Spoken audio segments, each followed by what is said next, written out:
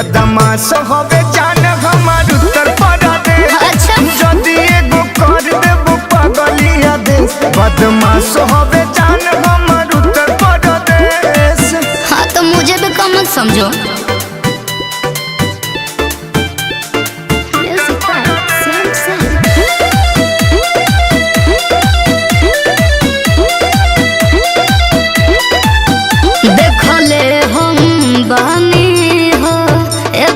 बहुते रिया सब हार मानल बाटे, सुनो हमारा हवेरिया।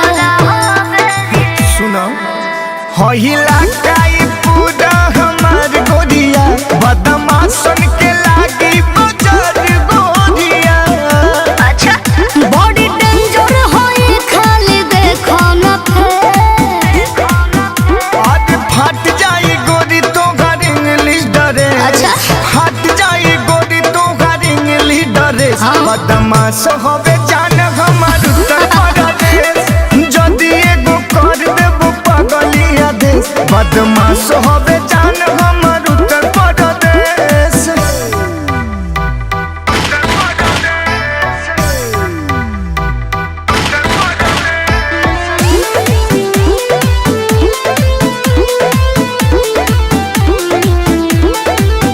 लुट जाइबो ए बाबू जदी मारब हम, ई नचनिया ना किनाई तू देखावो केतनो लाग।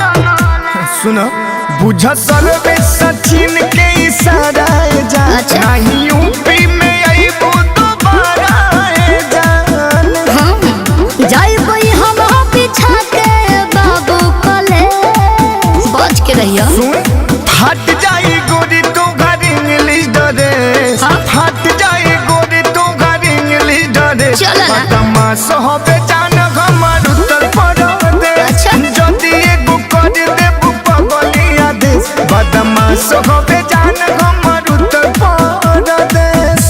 अरे हमारी यूपी ब्रांड है।